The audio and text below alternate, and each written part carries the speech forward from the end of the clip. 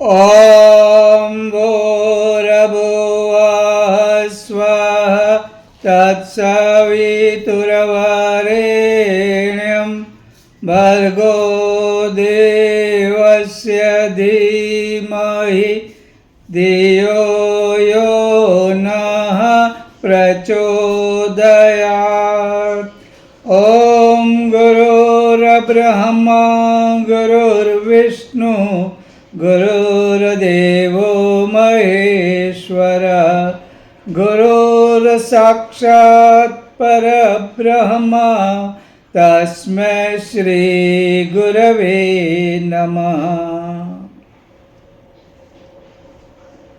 किसी संत ने कहा, जो कार्य प्रयत्न से नहीं होता वह कार्य प्रार्थना से होता है। और ये बात बहुत से लोगों की अनुभव की बात है। हमारे ऋषियों ने, संतों ने प्रार्थना का महत्व समझाया है।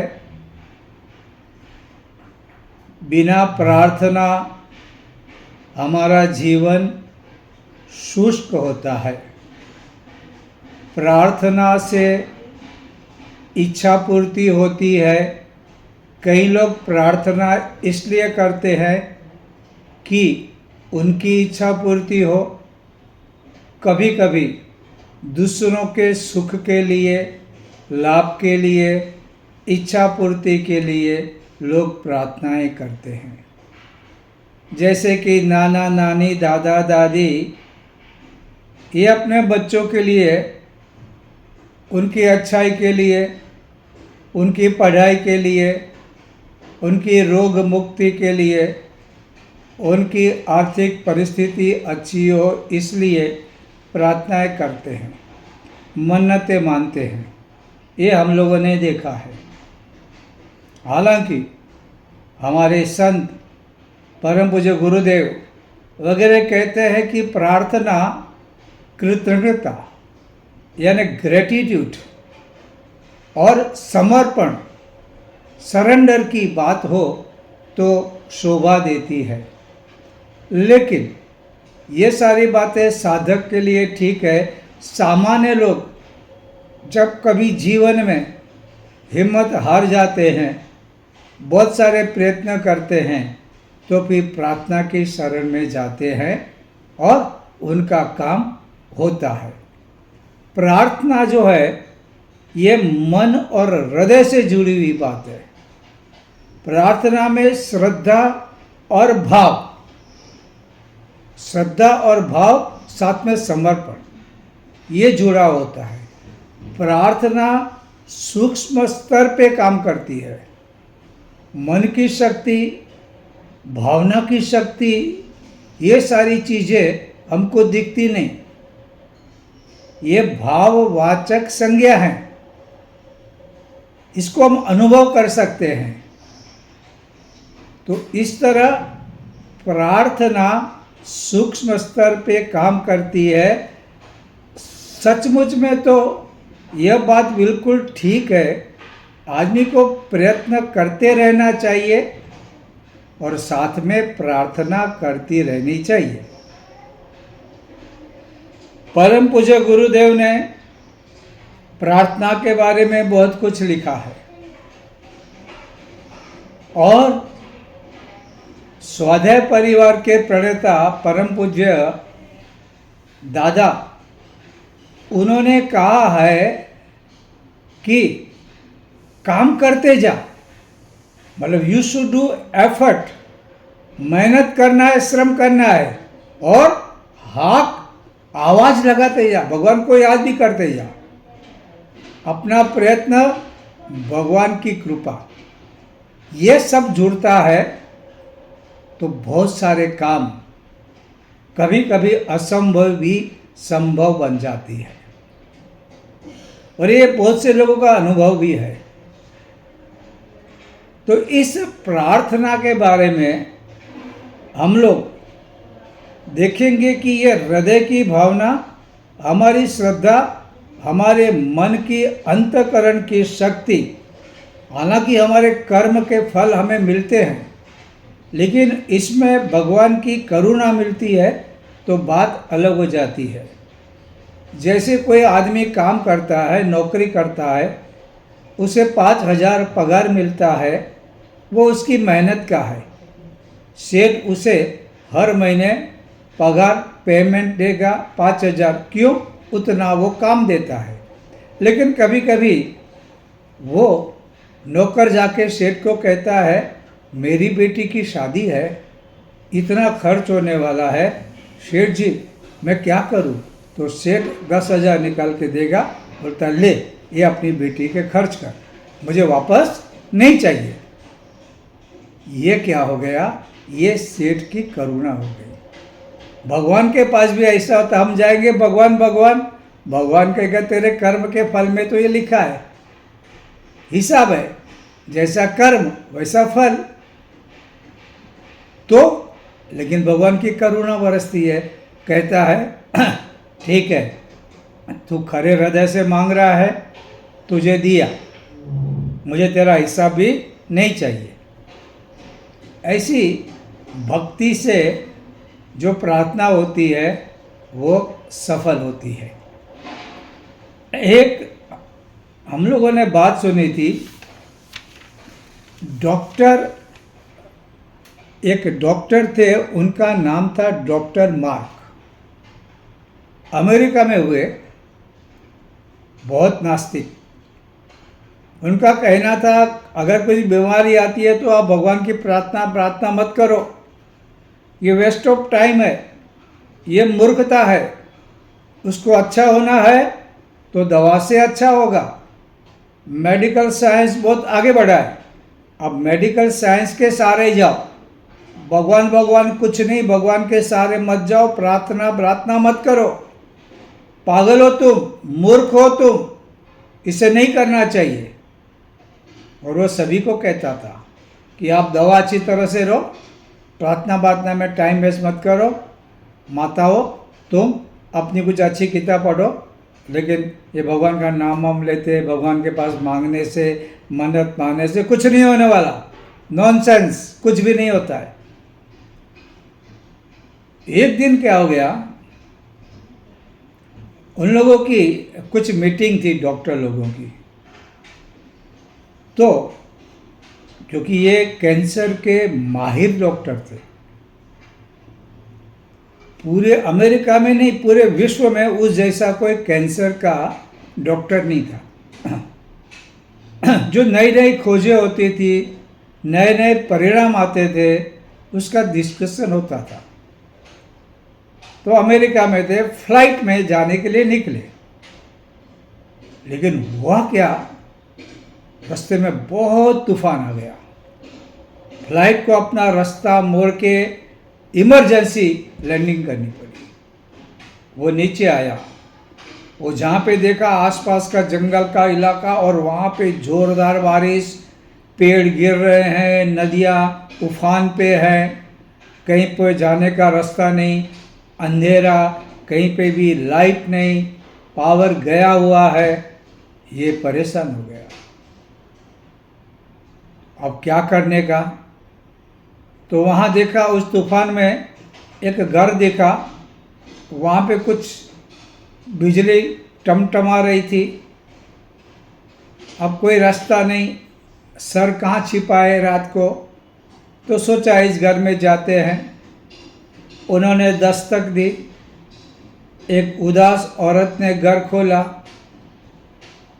डॉक्टर ने कहा मैं डॉक्टर हूँ, मेरा नाम डॉक्टर मार्क है, मैं कैंसर का डॉक्टर हूँ, मैं वहाँ पे मीटिंग में जा रहा था, तूफान आया, मेरा फ्लाइट उतरा और मैं रास्ता भूल गया हूँ, मुझे नहीं पता मैं कहाँ हूँ, आपका घर देखा, कुछ घंटों के लिए जब तक तूफान शांत होता है मुझे आसरा दीजिए। और उसने फिर से, उस औरत ने पूछा क्या अब डॉक्टर मार्क खुद है? उसने कहा हाँ। तूफान में फंसे हैं? हाँ। कैंसर के डॉक्टर है? हाँ बिल्कुल, वही नंबर 1 जो है डॉक्टर वो, हाँ हाँ मेरा ही नाम प्रख्यात है। और वो सीधी मंदिर में गई, रोने लगी, भगवान को कहा भगवान तुमने मेरी बात सुन ली, मेरी प्रार्थना सुन ली, हे भगवान तुम इतने अंतर्यामी, इतने शक्तिवान, मेरी प्रार्थना सुन ली। डॉक्टर को आश्चर्य हुआ। डॉक्टर ने बोला क्या हुआ? उसने कहा ये देखो मेरा बेटा बहुत बीमार है, उसे कैंसर है, बहुत दर्द हो रहा है, मैं बहुत चाहती थी कि उसकी ट्रीटमेंट आपसे लूँ, लेकिन आप तो न्यूयॉर्क रहते हैं, दूर रहते हैं, मेरे पास पैसे नहीं, मैं आपकी ट्रीटमेंट नहीं ले सकती, आपके पास आ भी सकती नहीं, आप दूर भी हैं, मेरे पास पैसे भी नहीं, और आप तक किस तरह पहुंचना पता नहीं। तो मैंने क्या किया, मैं रोज़ भगवान को दिन में 3 टाइम प्रार्थना करती हूँ, मुझे मेरे बच्चे के लिए डॉक्टर मार्क की ट्रीटमेंट लेनी है, हे प्रभु कुछ भी करो, कुछ भी करो कि मेरा बेटा बच जाए, डॉक्टर मार्क आए, ट्रीटमेंट करे और मेरा बच्चा ठीक हो जाए।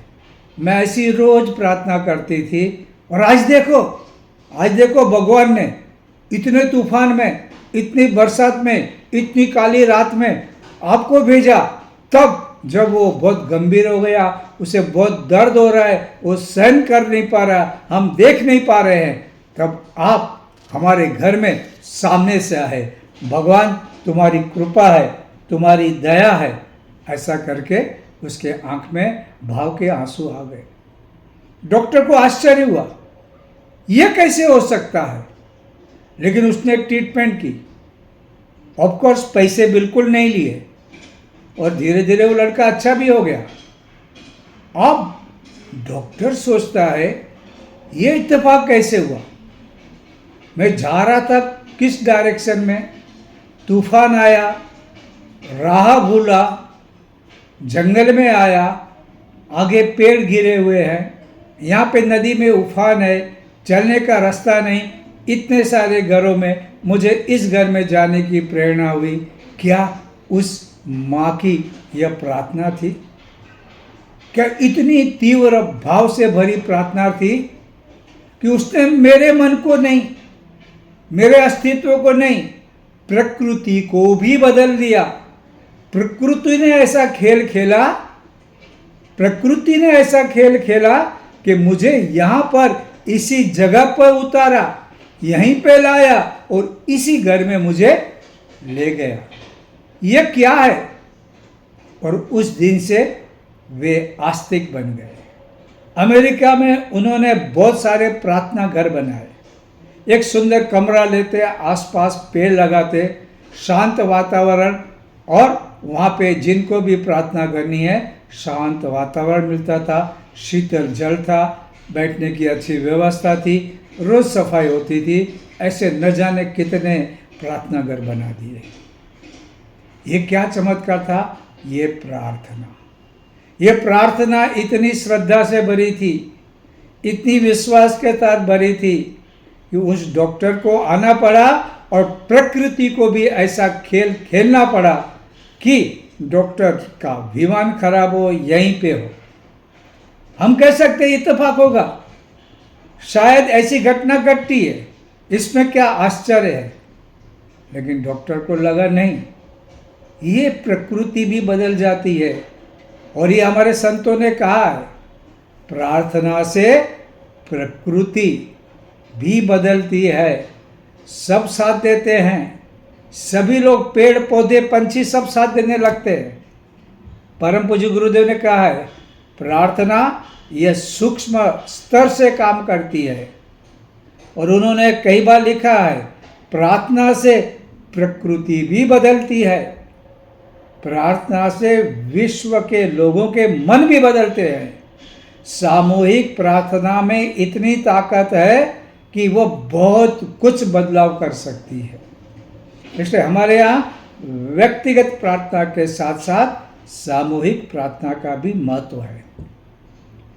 दूसरी बात मैंने देखा है, एक बहन जब उसके घर में कोई दिक्कत आती, उसके पति बीमार पड़ते, डॉक्टर एक बार बीमार पड़े, डॉक्टर ने कहा सॉरी, अब इनका बचना मुश्किल है। तो वो सवेरे 3:30 बजे बैठकर परम पूज्य गुरुदेव के सामने बैठती, प्रार्थना करती, अपने पति की आयुष्य मांगती, और जिसे डॉक्टर ने कहा था बचने का कोई मौका नहीं, वो बच गया। उसी तरह जब भी उसके संतान को कुछ समस्या आती, कोई बीमार पड़ता, 3:30 बजे सवेरे उठकर परम पूज्य गुरुदेव गायत्री माता के सामने बैठ के प्रार्थना करती, और आज तक कभी ऐसा नहीं हुआ है कि उसकी प्रार्थना फेल हुई। ये श्रद्धा का बात है, ये विश्वास की बात है। अगर ये नहीं, क्योंकि मेहनत करो, श्रम करो। जो आदमी मेहनत करता है, अपनी मदद खुद करता है, उसी की मदद भगवान करेगा, ये बात बिल्कुल ठीक है।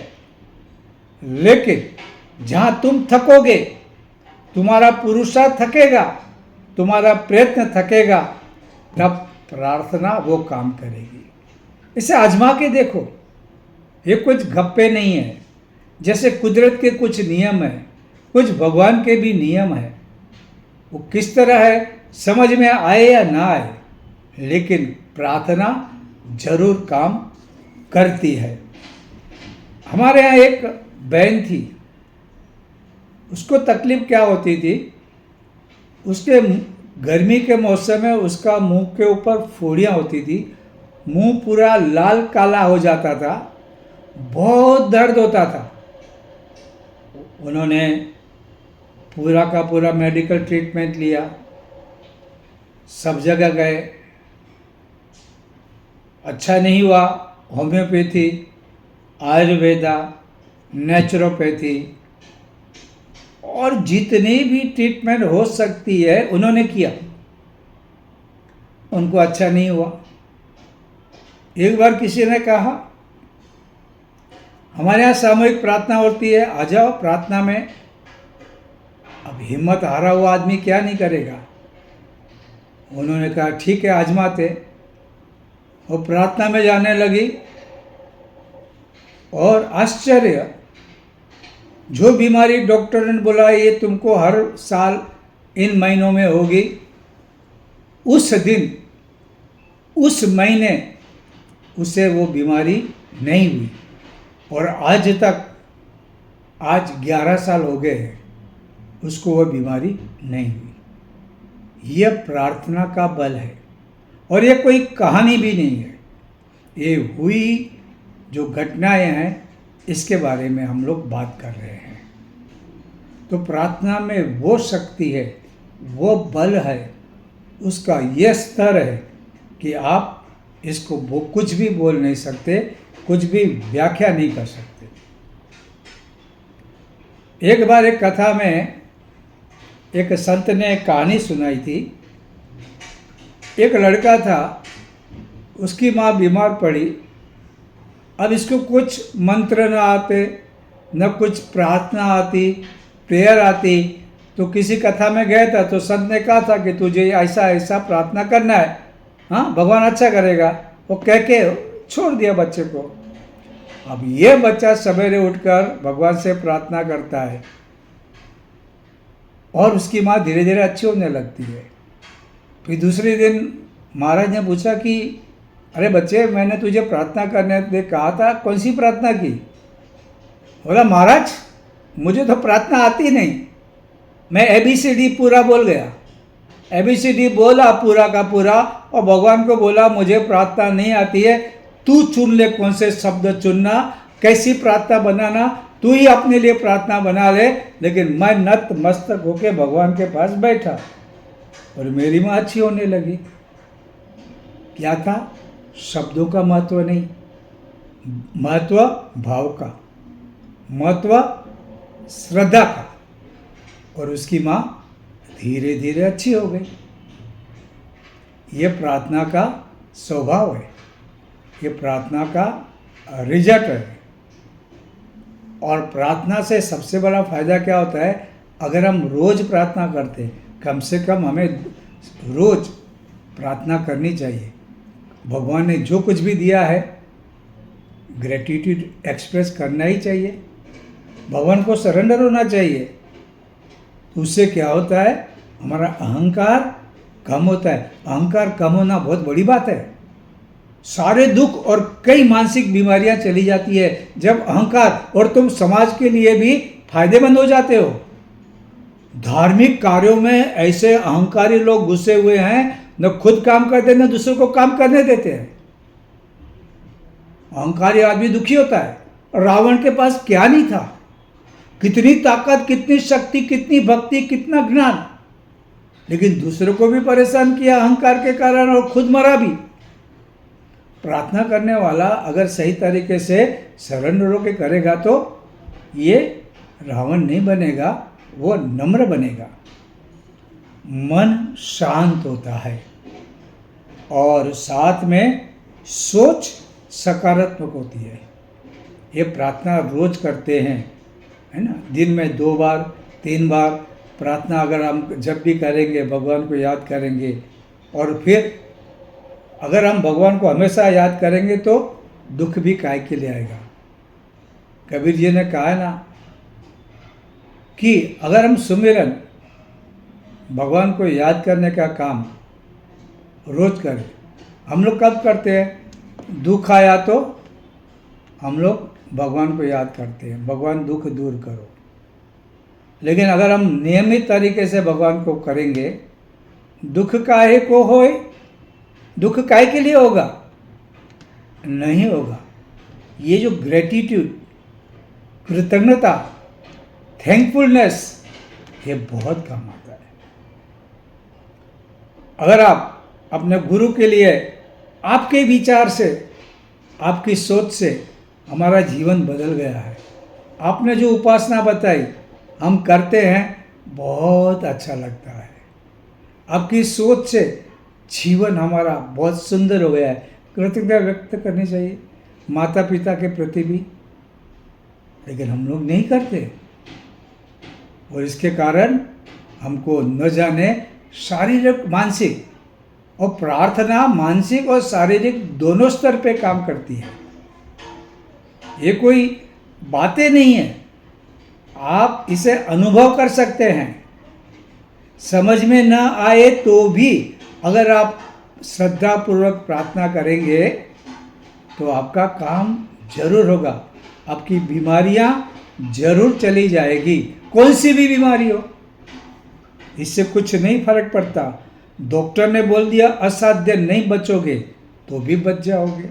ऐसे कितने किस्से हैं, कितने किस्से हैं हमारे शास्त्रों में तो है, लेकिन आज के जो बड़े बड़े साइंटिस्ट, जो बड़े बड़े लेखक हैं, उन्होंने इसके कई एग्जाम्पल लिए। हमारे पास समय रहेगा तो हम लोग इसके बारे में सोचेंगे। तारीख स्थल के साथ ऐसा होता है। परम पूज्य गुरुदेव ने भी मन की शक्ति के ऊपर जहाँ जहाँ लिखा है, वहाँ पे आगे मन की शक्ति, कल्पना शक्ति, इच्छा शक्ति ये किस तरह काम करती है, और उसमें जब प्रार्थना जुड़ती है और जब प्रार्थना सामूहिक होती है तो कितना बल मिलता है। ये अगर आप जानोगे, समझोगे तो आपको आश्चर्य होगा।